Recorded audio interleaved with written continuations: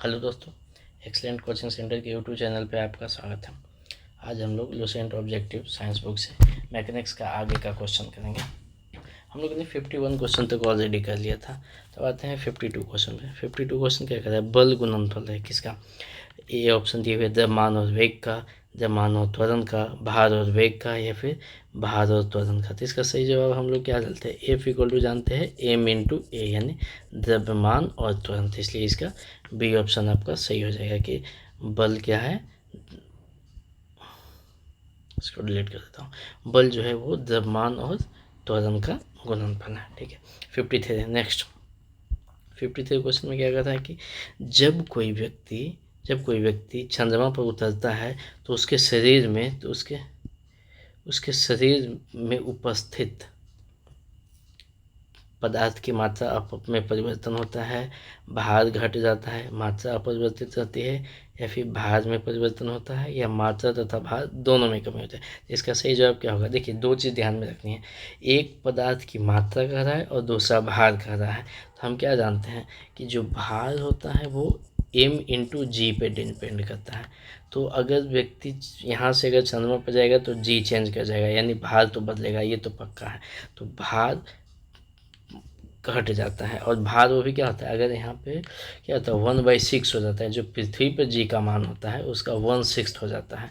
तो इसलिए जी घटेगा तो भार भी क्या होगा? जी घटा यानी भार भी घटेगा। तो इसलिए क्या हो गया? भार घट जाता है, लेकिन उसकी जो मात्रा रहती है, मात्रा बोले तो एम, इसमें कोई परिवर्तन नहीं होता है। तो ध्यान रखिएगा, जब भी कोई चंद्रमा पे जाएगा तो उसका भार घटेगा लेकिन उसकी मात्रा अपरिवर्तित रहेगी। ओके, नेक्स्ट क्वेश्चन नंबर 54 क्या कह रहा है? 54 कह रहा है कि यदि हम भूमध्य रेखा से ध्रुवों की तरह जाते हैं तो जी का मान क्या होता है?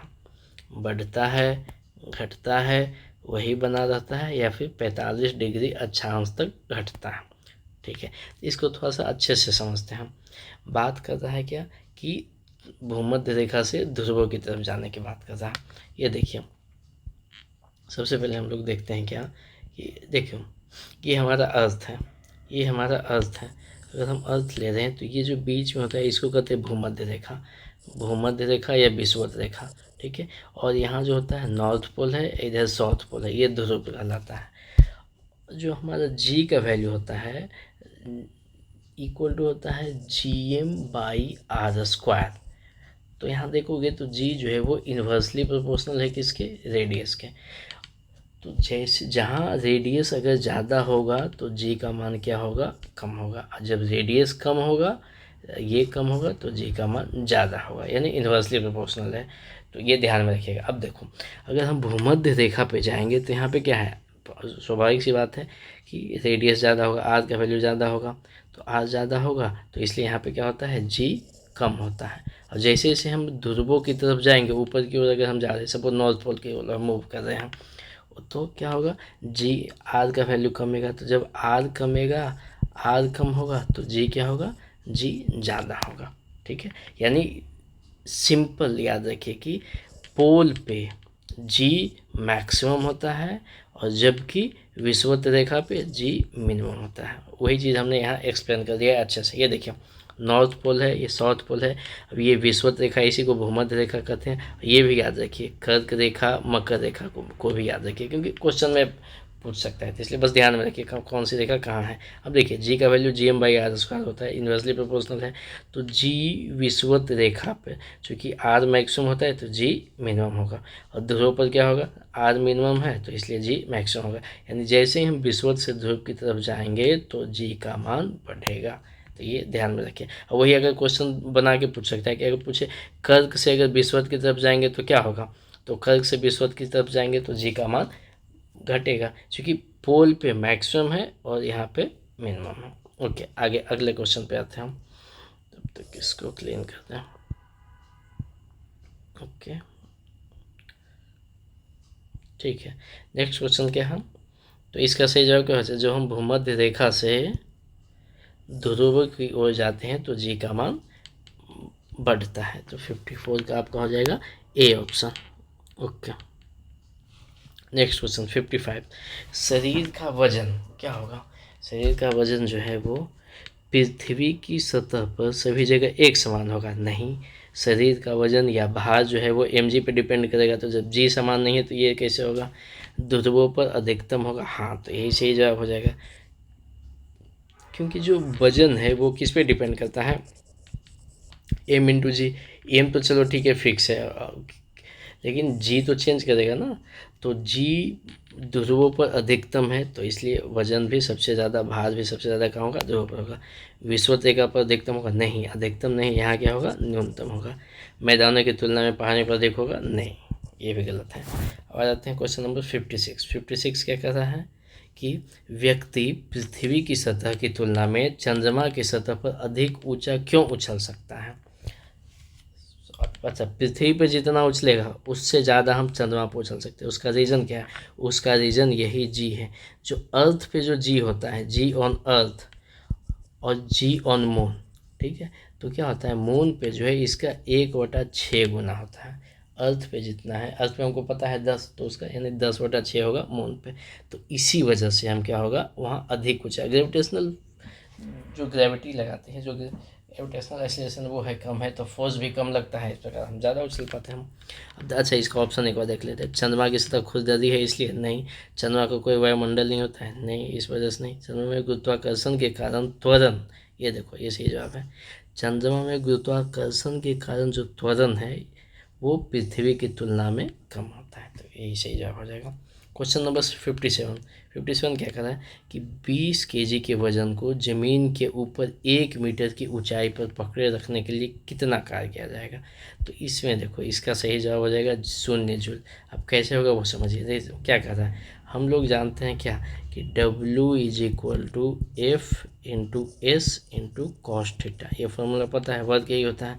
अब कोई व्यक्ति है वो चुपचाप खड़ा है लेकर के ये 20 केजी का वजन, ठीक है, 20 केजी। अब ये 20 केजी की बात करते हैं तो इस पर नीचे की ओर फोर्स लग रहा है कितना? m × g फोर्स लग रहा है। कोई मूवमेंट है? नहीं, कहीं नहीं आ जा रहा है। तो जो डिस्प्लेसमेंट हो गया, जो विस्थापन है, ये क्या हो गया? 0। तो ये होकर के भी, ये हो भी, लेकिन ये 0 हो गया, तो इसलिए वर्क क्या हो जाएगा? 0। तो इसलिए ध्यान रखिए, जब भी विस्थापन नहीं हो, चुपचाप लेके खड़ा रहे, तो उसमें कार्य हमेशा 0 होगा। अगला क्वेश्चन, एक व्यक्ति एक दीवार को धक्का देता है। दीवार को धक्का दिया लेकिन उसे विस्थापित करने में असफल रहा। जब विस्थापन नहीं हुआ, फिर फॉर्मूला वही है F/S cos थीटा। तो हम देखेंगे कि विस्थापन ही नहीं हो रहा है, यही 0 है, तो इसलिए कोई भी कार्य नहीं समझा जाएगा। पहाड़ी पर चढ़ता व्यक्ति आगे की ओर झुक जाता है, क्यों? तो आगे की ओर वो झुकने का मेन कारण क्या है? तेज चल सके, फिसलने की संभावना कम हो जाए, शक्ति संचयन तो, या स्थायित्व बढ़ाने के लिए। तो इसका सही जवाब ये हो जाएगा कि वो स्थायित्व बढ़ाने के लिए आगे की ओर झुक जाता है। अगला क्वेश्चन, पीसा की ऐतिहासिक मीनार तिरछी होते हुए भी नहीं गिरती, क्योंकि? अब इसका ध्यान से देखिएगा। नहीं गिरने का कारण क्या है कि उसका जो गुरुत्व केंद्र से जाने वाली ऊर्ध्वाधर रेखा है वो आधार से होकर जाती है।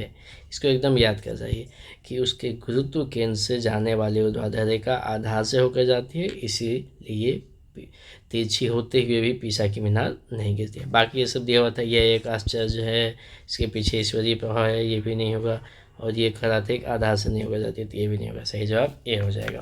ओके, अब नेक्स्ट क्वेश्चन क्या कहता है? नेक्स्ट क्वेश्चन कह रहा है जाड़े की रातों में अत्यधिक ठंड पड़ने पर पानी की पाइप फट जाती है, क्योंकि? पानी की पाइप फटने का क्या कारण है? अब जैसे ये देखो, जाड़ की रात में अभी तो पानी जा रहा है, लेकिन जब ये बर्फ़ जमा, तो बर्फ़ जमने से क्या होता है, बर्फ़ का जो आयतन होता है वो पानी से ज़्यादा होता है, ठीक है। तो जैसे ही हुआ तो आयतन, तो ये फैलेगा, फैलता है तो पाइप फट जाता है। तो मेन फोकस क्या देना है कि बर्फ़ का आयतन ज़्यादा होता है, आयतन बढ़ जाता है। ऑप्शन देखते हैं।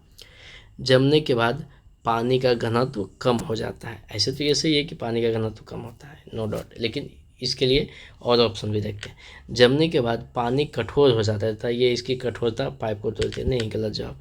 जमने के बाद पानी का आयतन बढ़ जाता है, तो ये सही है। जमने के बाद पानी का आयतन बढ़ जाता है, इसीलिए पाइप फट जाती है। जमने के बाद पानी की पाइप का धातु गल जाता है, नहीं, ये भी गलत है। तो सही जवाब क्या हो जाएगा कि अत्यधिक ठंड पर पानी की पाइप फटने का कारण है क्योंकि पानी का आयतन जमने के बाद बढ़ जाता है। नेक्स्ट क्वेश्चन आपका कौन सा है? क्वेश्चन नंबर 62 क्या कह रहा है?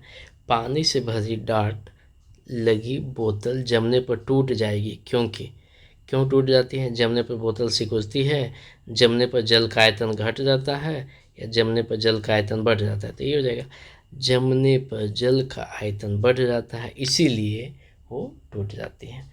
कहीं भी बोले तो पानी से जैसे ही वो बर्फ में जमेगा, आयतन बढ़ेगा तो वो टूटेगा। नेक्स्ट क्वेश्चन क्या कहता है? जल के आयतन में, क्वेश्चन नंबर 63, क्या परिवर्तन होगा यदि तापमान 9 डिग्री सेंटीग्रेड से गिराकर 3 डिग्री सेंटीग्रेड कर दिया जाए? आयतन की बात करते हैं, इसका आयतन का एक आप ग्राफ याद करो। दो चीज़ें ध्यान में रखो कि जल का आयतन जो है वो 4 डिग्री सेंटीग्रेड पे मिनिमम होता है, ठीक है, और इसका ग्राफ ऐसे होता है, यानी कि 4 से हम आगे जाएंगे, टेम्परेचर बढ़ाएंगे तो भी उसका आयतन बढ़ेगा, और 4 से अगर हम पीछे की ओर जाएंगे, टेम्परेचर घटाएंगे तो भी उसका आयतन बढ़ेगा। ओके, तो अब खड़ा है इसमें कहाँ से? 9 से 4 तक खड़ा है। अब देखो 9 पे, तो 9 पॉइंट ये हम मान लिए 4, अभी 3 कर रहा है। देखो 9 से जब हम 3 की तरफ बढ़ेंगे, टेम्परेचर घटाएंगे तो क्या होगा? पहले उसका आयतन क्या होगा? घटेगा, और बाद में फिर उसका आयतन बढ़ेगा। तो इसलिए ऑप्शन क्या हो जाएगा? सी सही हो जाएगा। आयतन पहले घटेगा और बाद में आयतन बढ़ेगा। ओके, 63 का सी ऑप्शन। अब आ जाते हैं 64 नंबर। 64 क्या कहता है? एक झील में तैरने वाली इस्पात की नाव के लिए नाव द्वारा विस्थापित पानी का भार कितना है? नाव के भार के से कम, नाव के भार से ज़्यादा, या फिर नाव के उस भाग के भार के बराबर जो झील के पानी की सतह के नीचे है, या फिर नाव के भार के बराबर।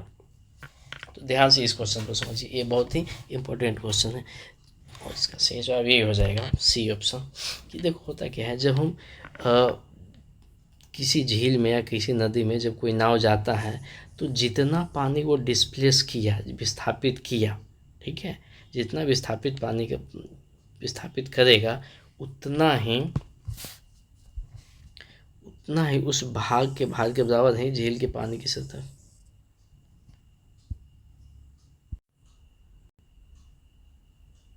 क्वेश्चन नंबर 64 ध्यान से देखते हैं। कह रहा है कि झील में तैरने वाली इस्पात की नाव के लिए नाव द्वारा विस्थापित पानी का भार कितना होगा? तो ये जो पानी का भार, कितना पानी विस्थापित करेगा, उसका भार नाव के उस भाग के भार के बराबर होता है जो झील के पानी की सतह के नीचे होता है। ये ध्यान में रखिए। क्वेश्चन नंबर 65, किसी कालीन की सफाई के लिए यदि उसे छड़ी से पीटा जाए तो उसमें कौन सा नियम लागू होगा? देखो, पहला नियम, दूसरा नियम, तीसरा, या फिर दूसरे नियम का संयोजन। तो इसका सही जवाब हो जाएगा ए ऑप्शन। होता क्या है, जैसे ये एक कालीन है, ठीक है, इसमें धूल जमा हुआ है, जो हम इसको छड़ी से पीटते हैं, वो दोनों अभी रखा हुआ है, दोनों अभी रेस्ट में है, लेकिन जैसे हम इसको छड़ी से पीटते हैं, एक डंडे से पीटते हैं, तो क्या होता है कि कालीन में मूवमेंट होता है सडन, और जो धूल कण है वो रेस्ट में ही रहता है, और ये नीचे की ओर कालीन मूव कर जाता है, इसलिए धूल कण क्या हो जाता है? कालीन से अलग हो जाता है, और इस प्रकार हम इससे धूल साफ करते हैं। तो इसमें यूज क्या हुआ? वही जो न्यूटन गति का पहला नियम, जो जड़त्व वाला नियम है, उसी का प्रयोग हुआ है। तो इसलिए इसका सही जवाब ए हो जाएगा। सड़क पर चलने की अपेक्षा बर्फ पर चलना कठिन है, क्यों? तो इसका मेन कारण क्या है कि बर्फ पर फ्रिक्शन नहीं होता है, इसलिए कठिन है। ऑप्शन देख लेते हैं। बर्फ जो है वो सड़क से सख्त होती है, नहीं। सड़क बर्फ से सख्त होती है, नहीं, ऐसा कुछ नहीं है। जब हम अपने पैर से धक्का देते हैं तो बर्फ कोई प्रतिक्रिया व्यक्त नहीं करती है, नहीं। बर्फ में सड़क की अपेक्षा घर्षण कम होता है, तो यही सही जवाब हो जाएगा कि बर्फ में सड़क की अपेक्षा घर्षण कम होता है, इसीलिए क्या होता है कि हम लोग चलना कठिन होता है बर्फ में। क्वेश्चन नंबर 67 क्या कहता है कि रोड़ी युक्त सड़क की तुलना में बर्फ पर चलना कठिन होता है। सेम ही क्वेश्चन था, तो इसमें भी वही हो जाएगा कि ऑप्शन देख लो। बर्फ मुलायम एवं स्पंजी होता है जबकि रोड़ी कठोर होती है, नहीं। बर्फ तथा बर्फ के मध्य घर्षण बल रोड़ी एवं पैर के मध्य घर्षण बल की तुलना में कम होता है, तो ये हो जाएगा बी ऑप्शन सही है। बर्फ और घर्षण बल रोड़ी की तुलना में अधिक होता है, बर्फ पर घर्षण बल नहीं, बर्फ पर घर्षण बल कम होता है। सही जवाब आपका बी हो जाएगा। लकड़ी के सिलेंडराकार पात्र को खींचने की जगह लुढ़काना आसान होता है, क्यों? क्योंकि ऑप्शन देखो, जब उसे खींचा जाता है तो वस्तु का भार कार्यकारी होता है। नहीं, लुढ़कन अवस्था का घर्षण बल फिसलन अवस्था के घर्षण बल की तुलना में बहुत कम होता है। सही बात है, लुढ़काने में कम घर्षण बल लगता है, जबकि फिसलन वाला जो घर्षण बल है ज़्यादा है लगता है, इसीलिए लुढ़काना आसान होता है। खींचने की अवस्था में सड़क में के संपर्क में बैल का पृष्ठ क्षेत्रफल अधिक होता है, लेकिन ये रीजन नहीं है। ओके, इसका सही जवाब क्या हो जाएगा? ये देखो, 3 प्रकार का घर्षण बल होता है। कौन कौन सा? ऐसे हम घर्षण की बात करते हैं तो F = μ × N होता है। और 3 घर्षण बल कौन कौन सा? स्थैतिक घर्षण, उसका सर्पी घर्षण और लुढ़कन घर्षण। सबसे ज़्यादा वैल्यू होता है स्टैटिक घर्षण का, ठीक है, और स्टैटिक घर्षण का। उसके बाद होता है स्लाइडिंग फ्रिक्शन, या जिसको सर्पी घर्षण कहते हैं, और सबसे कम होता है रोलिंग फ्रिक्शन। इसलिए लुढ़काना ज़्यादा आसान है, उससे टफ होगा स्लाइडिंग, और उससे भी ज़्यादा होगा स्टैटिक वाला घर्षण। ओके, तो ये ध्यान में रखना है। अगला क्वेश्चन, क्वेश्चन नंबर 69 क्या कहता है? एक नदी में चलता हुआ जहाज समुद्र में आता है, तब जहाज का स्तर क्या होगा? पहले जितना होगा, थोड़ा ऊपर आएगा, थोड़ा नीचे जाएगा, या कोई परिवर्तन नहीं? तो इसका सही जवाब हो जाएगा क्या? थोड़ा ऊपर आएगा। और ऐसा क्यों होता है?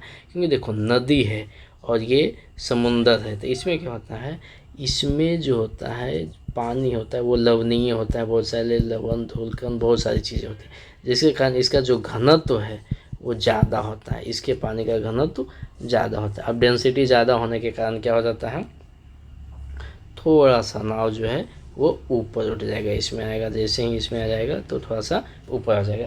डेंसिटी ज़्यादा तो नीचे से फोर्स ऑफ बायोंसी होता है वो ज़्यादा लग जाता है और ऊपर उठा देता है। तो ध्यान रखिए, जहाँ भी डेंसिटी ज़्यादा होगा तो ऊपर उठाएगा। आगे चलो, वही अगर उल्टा पूछ दे कि समुद्र से इधर की हो जाएगा तो फिर क्या होगा, तो फिर नीचे आ जाएगा।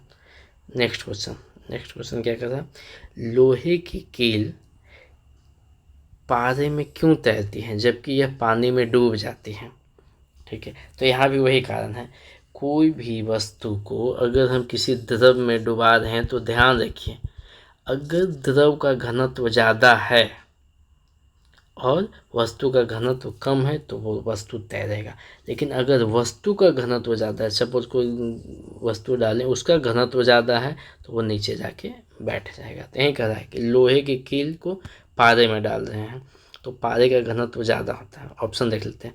लोहे की पारे से रासायनिक क्रिया की प्रवृत्ति पानी की तुलना में कम होने के कारण नहीं, सब रीज़न नहीं है।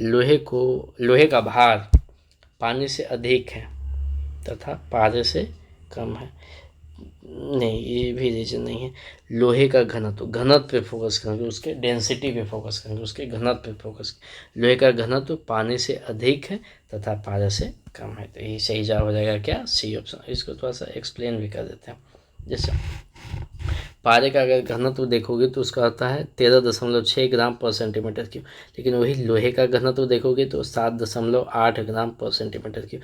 तो अगर हम मान लिया जाए ये पारा रखा हुआ है किसी बीकर में, उसमें अगर लोहे की बॉल डालें तो चूँकि पारा का घनत्व ज़्यादा है, लोहा का घनत्व कम है, तो ये तैरेगा। तैरने का सेम सिंपल सा नियम है। क्या नियम है कि कोई भी द्रव में कौन सी वस्तु तैरेगी, यदि वस्तु का घनत्व जो है वो द्रव के घनत्व जो लिक्विड है उसके घनत्व से ज़्यादा हुआ तो वस्तु डूब जाएगी। ज़्यादा है घनत्व वस्तु का तो वस्तु क्या होगा, भारी समझ करके उसको नीचे बैठा दो।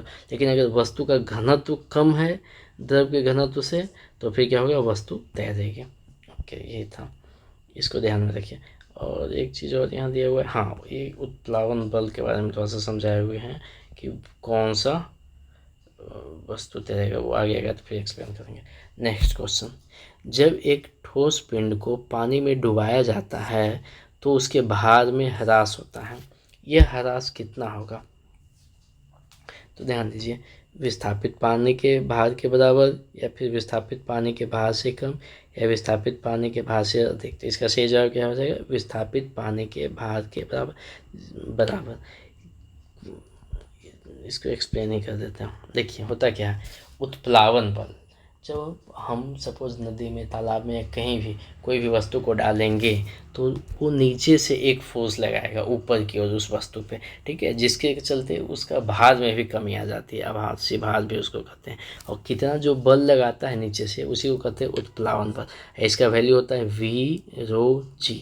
जी है आपका गुरुत्व बल पता है 10, और ये क्या है, द्रव का घनत्व, रो से डिनोट कर रहे हैं, जो उसका डेंसिटी है लिक्विड का जिसमें कि हम वस्तु को डालें हैं, और ये विस्थापित द्रव का आयतन, ठीक है, यही 3 चीज़ पे डिपेंड करता है। ओके, तो याद रखिए कि कितना उत्प्लावक बल उस पर लगेगा ऊपर की ओर, तो V ρ G, जहाँ भी विस्थापित द्रव का आयतन है, वॉल्यूम, और ये द्रव का घनत्व है, और ये G का वैल्यू 10 पता ही है। एक चीज़ और ध्यान रखिए कि डेंसिटी या फिर घनत्व इक्वल टू होता है द्रव्यमान बटा आयतन। यहाँ से अगर कभी द्रव्यमान निकालने के लिए कहे तो हम लोग घनत्व को आयतन से गुना करके द्रव्यमान निकाल सकते हैं। अब ये जो फोर्स ऑफ बायोंसी है वो दिया किसके द्वारा गया था, आर्किमिडीज के सिद्धांत, आर्किमिडीज के द्वारा। आर्किमिडीज ने क्या कहा था कि वस्तु अपने भार के बराबर, जितना वस्तु का भार है उसी के बराबर द्रव विस्थापित करने पर तैरेगी। अगर वस्तु का भार ज़्यादा है और जो विस्थापित द्रव है उसका भार कम है तो वस्तु डूब जाएगी। अगर बराबर जितना वस्तु का भार है उतना अगर मान लिया जाए उसने विस्थापित कर दिया तो वस्तु तैरेगी। वस्तु के भार में आभासी कमी जो आएगा वो कितना है होगा, तो विस्थापित द्रव के भार के बराबर। ये सब क्वेश्चन डायरेक्ट पूछा जाता है, तो इसको ध्यान में रखिए कि अगर किसी वस्तु को हम लोग नदी में डाले हैं तो उसके भार में जो आभासी कमी आएगी वो किसके बराबर होगा, तो जो विस्थापित द्रव है, जितना लिक्विड को विस्थापित किया उसके वेट के बराबर आएगा। अच्छा, विस्थापित द्रव का भार अगर निकालने के लिए कहें तो हम क्या निकालेंगे, m×g। सपोज ए उतना है तो m तो हो गया, m को हम लोग अभी बताए थे कि मास यानी द्रव्यमान को लिखना हो तो घनत्व गुना आयतन लिख सकते हैं, तो वही लिख दिए V ρ G। ये हो गया विस्थापित द्रव का आयतन, ये हो गया द्रव का घनत्व, और जी का वैल्यू तो पता ही है। यही चीज़ें तो ये मेन ध्यान देना है कि नीचे से जो उत्प्लावक बल या बायोंट फोर्स लग रहा है अगर भार से ज़्यादा लगा यानी जो, तो फिर वो तैरेगा। अगर वो जो फोर्स है वो उसके भार से कम लगा तो डूब जाएगा। अगर जस्ट बराबर है तो मतलब पानी के अंदर जस्ट जा कर के सबसे मतलब पानी में डूब जाएगा, बीचों बीच में रहेगा फिर। ओके, ये हो गया आपको उत्प्लावक बल के बारे में थोड़ा सा हमने एक्सप्लेन कर दिया। ठीक है, अब आगे आते हैं क्वेश्चन नंबर 72। कह रहा है कि बर्फ पानी में तैरती है परंतु अल्कोहल में डूब जाती है, तो सेम ही कंडीशन होगा क्योंकि अल्कोहल का जो घनत्व है और पानी का घनत्व अलग अलग है। ठीक है, अब स्वाभाविक सी बात है बर्फ़ का घनत्व पानी से कम है तो इसलिए वो क्या होगा, पानी के ऊपर तैरते रहता है पानी का घनत्व, लेकिन बर्फ़ का घनत्व जो अल्कोहल है उससे ज़्यादा है, तो इसलिए अगर ये हम अल्कोहल लिए हैं तो इसका घनत्व से ज़्यादा ये बर्फ़ का है तो ये नीचे आकर के डूब जाएगी। इसका सही जवाब देखो, पानी अल्कोहल की अपेक्षा पारदर्शी है नहीं, बर्फ़ पानी के जमने से बनती है, ये सब कोई रीज़न है। बर्फ़ ठोस है जबकि अल्कोहल नहीं, बर्फ़ पानी से हल्की होती है तथा अल्कोहल से भारी होती है। यहाँ हल्की और भारी कहने का सेंस क्या दे रहा है कि पानी से हल्की है यानी पानी से इसका जो घनत्व है वो कम है, लेकिन अल्कोहल से जो उसका घनत्व है वो ज़्यादा है, तो इसलिए सही जवाब डी ऑप्शन का बात था। अब आ जाते हैं 73 नंबर 73 में क्या कह रहा है कि स्टील की गोली पानी में तैरती है क्योंकि, वही रीज़न होगा तैरने का, क्योंकि स्टील का घनत्व पानी की अपेक्षा अधिक होता है, तब तो डूब ही जाएगा। पारे का घनत्व स्टील की अपेक्षा अधिक होता है। स्वाभाविक सी बात है, ये पारा रखे हुए हैं तो इसका घनत्व ज़्यादा होगा और ये कम होगा तभी ये ऊपर तैरेगा। एक लोहे की गेंद, सेम क्वेश्चन, पारा दिया मरकरी से भरी बाल्टी में गिराई जाती है तो पता है कि पारा का डेंसिटी ज़्यादा है और लोहा का डेंसिटी कम है, तो क्या होगा, वो तैरेगा। तैरने वाला देखो ऑप्शन कहाँ है, यह पारे की सतह पर तैरेगी। किस तापमान पर जल का घनत्व जो है वो अधिकतम होगा, तो जल का जो डेंसिटी है वो 4 डिग्री सेंटीग्रेड पे अधिकतम होता है। ये ग्राफ ध्यान रखिए, जब भी घनत्व की बात करें, ये हो गया घनत्व और ये हो गया तापमान, तो ये 4 डिग्री सेंटीग्रेड पे क्या करता है, इसका घनत्व अधिकतम होता है। यानी अगर तुम दोनों साइड में जाओगे, 4 से आगे भी बढ़ोगे तो कमेगा, 4 से इधर भी जाओगे तो कमेगा। ये घनत्व का था। वही अगर हम बात कर देते हैं किसका, आयतन का, आयतन का जस्ट उल्टा हो जाता है। कोई एक याद रखिए तो ध्यान में रहेगा, ये भी 4 डिग्री सेंटीग्रेड पर उसका आयतन क्या होता है, मिनिमम होता है। तब तो जैसे ही बर्फ बनता है तो उसका आयतन क्या हो जाता है, बढ़ जाता है। ओके, नेक्स्ट क्वेश्चन, वस्तु की मात्रा बदलने पर अपरिवर्तित रहेगा क्या, आयतन, नहीं ये तो बदलेगा, भार ये भी बदलेगा, द्रव्यमान ये भी बदलेगा, हाँ उसका घनत्व ये चेंज नहीं होता है, तो ये होगा सही ऑप्शन डी। ओके, तैराक को नदी के मुकाबले समुद्री पानी में तैरना आसान क्यों लगता है, क्योंकि समुद्री पानी में क्या होगा, उसका घनत्व ज़्यादा होता है, तो इसीलिए देख लेते हैं। समुद्री पानी में प्रदूषण कम होता है, ये रीजन नहीं होगा। समुद्री तरंगें तैराक को तैरने में सहायक करती है, नहीं। समुद्री पानी का घनत्व साधारण पानी से ज़्यादा होता है, तो इसलिए इसका सही जवाब सी ऑप्शन हो जाएगा। 78 नंबर क्वेश्चन, बादल किस कारण से वायुमंडल में तैरते हैं, जैसे ही तैरने की बात आए तो घनत्व पे आ जाओ, वो भी क्या, निम्न घनत्व यानी कम घनत्व। इसका जो बादल का घनत्व है वायु से भी कम है, ठीक है, इसीलिए वो तैरता है। वही जब बहुत सारा बादल एक जगह इकट्ठा हो जाता है, उसका फिर भारी हो जाता है तो फिर बारिश के रूप में नीचे आ जाता है। ओके, क्वेश्चन नंबर 79, समुद्र में प्लवन करते आइसबर्ग का कितना भाग समुद्र की सतह से ऊपर रहता है, तो ये ध्यान में रखिए कितना, 1/10, अर्थात 10% ऊपर रहेगा, 90% नीचे। देखिए समुद्र में तैरते आइसबर्ग का 1/10 भाग अर्थात 10% पानी के ऊपर रहता है, जबकि 90% पानी के नीचे रहता है। ओके, क्वेश्चन नंबर 80, बांध के नीचे की दीवार मोटी बनाई जाती है, क्यों मोटी बनाई जाती है, क्योंकि गहराई बढ़ने के साथ द्रव का दाब बढ़ता है। हाँ तो इसी को जैसे जैसे हम नीचे जाएंगे तो क्या होगा, दाब बढ़ते जाएगा, तो इसीलिए मोटा बनाया जाता है। अब इसको देखो, अगर हम देखना चाहें तो हाइड्रोस्टैटिक प्रेशर इसको कहते हैं, या समुद्र के नीचे जाने पर जो दाब बढ़ता है उसी को कहते हैं हाइड्रोस्टैटिक प्रेशर। और ये इसका वैल्यू क्या होता है, P=ρ/G/H। रो हो गया द्रव का घनत्व, जी हो गया जो त्वरण है का मान 10, और एच हो गया गहराई। तो जैसे जैसे हम नीचे जाएंगे कितना दाब बढ़ेगा इतना बढ़ते जाएगा, जी साइड पे जाते जाएंगे। तो टोटल अगर हम प्रेशर निकालना चाहें तो सतह पर होता है एटमॉस्फेरिक प्रेशर PATM, वायुमंडलीय दाब, प्लस ρ/G/H। ध्यान रखिए जैसे जैसे हम नीचे जाएंगे एच का वैल्यू बढ़ते जाएगा, एच का वैल्यू बढ़ते जाएगा तो ये बढ़ते जाएगा, तो फिर ओवर टोटल दाब बढ़ते जाएगा। क्वेश्चन, नेक्स्ट क्वेश्चन 81, बर्फ पर स्केटिंग करना प्रदर्शित करता है कि दाब बढ़ने पर बर्फ का गलनांक क्या होगा, बढ़ जाता है, घट जाता है, अपरिवर्तित रहता है, या पहले घटता है फिर बढ़ता है। इसका सही जवाब हो जाएगा क्या, घट जाता है।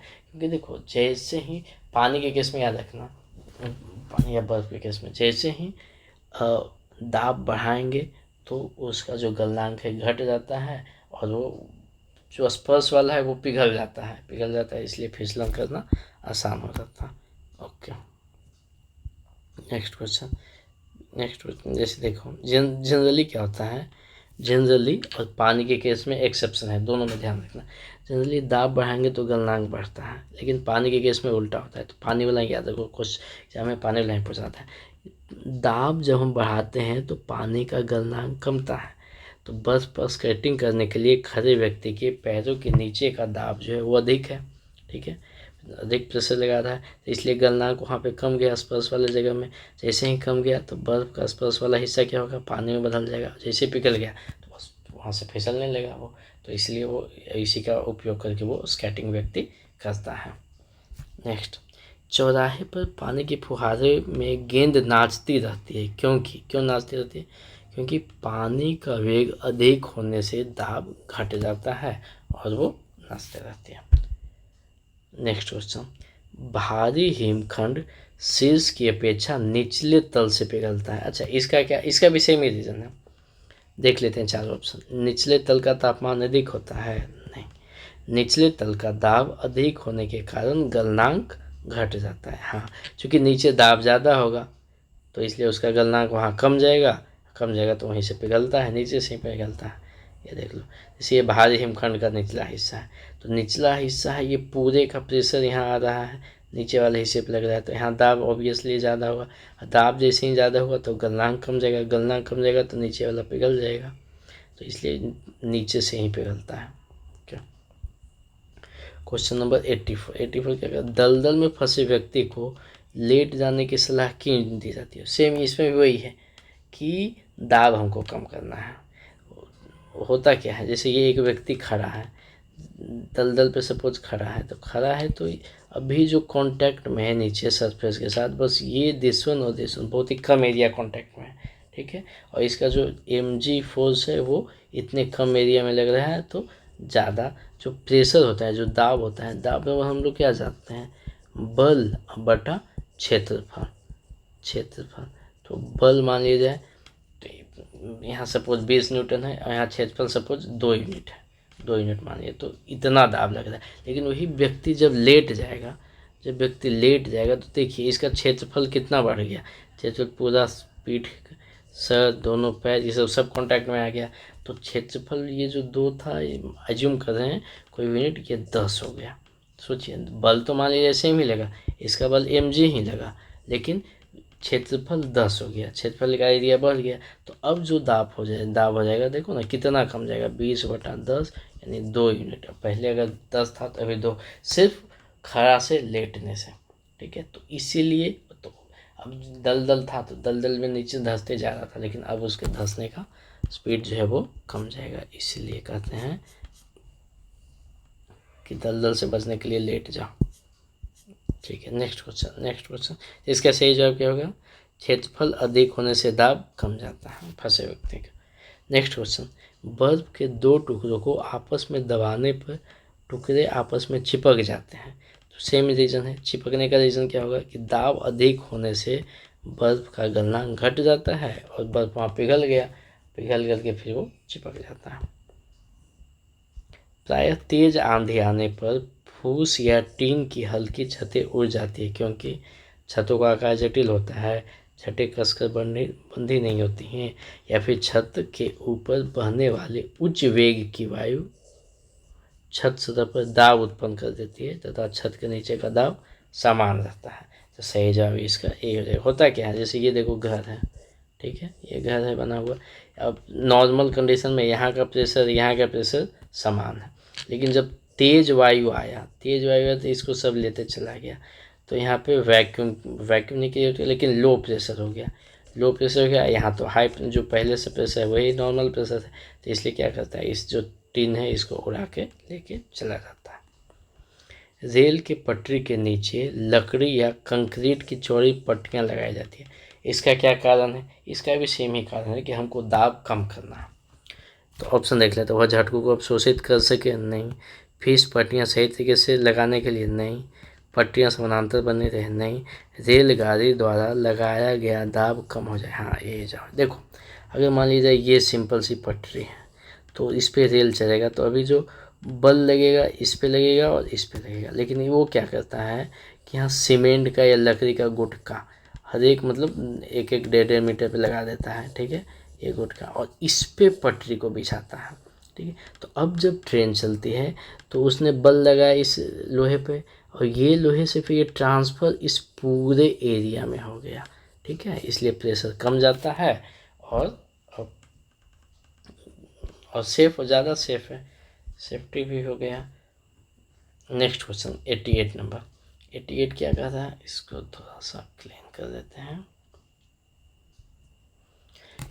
पहाड़ों पर कभी कभी व्यक्तियों के नाक व मुंह से खून निकलने लगता है, इसका क्या कारण है, नाक व मुंह से खून निकलने का कारण क्या है, तो ऊंचाई बढ़ने से रक्तदाब बढ़ता है, ऊंचाई बढ़ने से रक्तदाब घटता है, नहीं, हमारे ब्लड प्रेशर में कोई चेंजिंग नहीं आती है। ऊंचाई बढ़ने से वायुमंडलीय दाब बढ़ता है, नहीं। ऊंचाई बढ़ने से वायुमंडलीय दाब घटता है, हाँ सही जवाब ये हो जाएगा।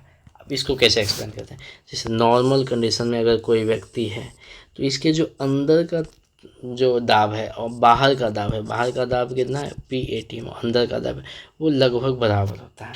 तो इस वजह से क्या होता है नॉर्मल कंडीशन में सब सही है, लेकिन जैसे ही हम पहाड़ों पे जाते हैं तो जो बाहर वाला दाब है वो कम जाता है। अब ये कम गया, ये कम गया, और ये तो एज इट इज़ है, तो इसलिए क्या होता है, इधर से दबाव मारा और ये नसें फट जाती है और फिर ब्लड नाक या मुँह से जहाँ भी जो कमज़ोर वाली है वहाँ से फिर ब्लड आने लगते हैं। क्वेश्चन नंबर 89 क्या कहता है, हवाई जहाज़ में फाउंटेन पेन से स्याही बाहर निकल जाती है, क्योंकि ऐसा क्यों होता है फाउंटेन पेन से? सेम रीज़न, ऊंचाई बढ़ने से वायु दाब में कमी आ जाती है, तो ए ऑप्शन हो जाएगा। क्वेश्चन नंबर 90 क्या कहता है, यदि पृथ्वी का द्रव्यमान वही रहे और त्रिज्या को 1% कम कर दी जाए, त्रिज्या को 1% कम कर दी जाए, तब पृथ्वी के तल पे जी का मान क्या होगा? तो ध्यान में रखिए, 0.5% बढ़ जाएगा, 2% बढ़ जाएगा, 1% कम जाएगा या 2% कम हो जाएगा। तो जब भी कहें कि 1% त्रिज्या को कम करेगा तो उसका जी का मान 2% बढ़ जाएगा, यानी इसका सही जवाब हो जाएगा बी ऑप्शन, बी हो जाएगा सही। ऐसे होता क्या है, जी इक्वल टू होता है GM/r²। ओके, अब आर को मान लीजिए हम 1% कम कर दिए, तो ये आर जो नीचे वाला है वो हो जाएगा R-1/100 का होल स्क्वायर, और इसको जब सॉल्व करते हैं तो वही रिजल्ट आता है कि 2% बढ़ जाएगा। इधर हम 1% कम किए तो उसका डबल बढ़ा दो, इधर हम 2% अगर कम किए तो कह दो कि 4% बढ़ जाएगा, और अगर 1% हम बढ़ाएंगे तो कह दो कि 2% कमेगा, अगर 2% बढ़ाएंगे तो कह दो 4% घटेगा। ये बेसिकली यही चार ध्यान में रखें। नेक्स्ट, ऊंचाई की जगहों पर पानी 100 डिग्री सेंटीग्रेड के नीचे के तापमान पर क्यों उबलता है? तो जैसे ही ये ध्यान में रखिए कि प्रेशर घटने से जो तापमान, उसका जो बॉइलिंग पॉइंट है वो भी क्या हो जाता है, घट जाता है ऊंचाई के जब, क्योंकि ऑप्शन ए क्या कहता है, क्योंकि वायुमंडलीय दाब कम हो जाता है अतः उबलने का बिंदु नीचे आ जाता है। सही जवाब यही हो जाएगा, क्योंकि जैसे ही हम ऊपर जाएंगे क्या होगा, ऊपर का जो प्रेशर है वो कम गया, तो एटमॉस्फेरिक प्रेशर कमने से जो बॉइलिंग पॉइंट होता है, बॉइलिंग पॉइंट वाटर का, वो भी क्या जाएगा, कम जाता है। ठीक है, वो भी कम हो जाता है, वो हम शायद लिखे भी थे कि दाब डायरेक्टली प्रोपोर्शनल है बॉइलिंग के पॉइंट पे, अगर और इन्वर्सली प्रोपोर्शनल है मेल्टिंग पॉइंट के, यानी दाब अगर कमेगा तो बॉइलिंग पॉइंट भी क्या होगा, कम जाएगा।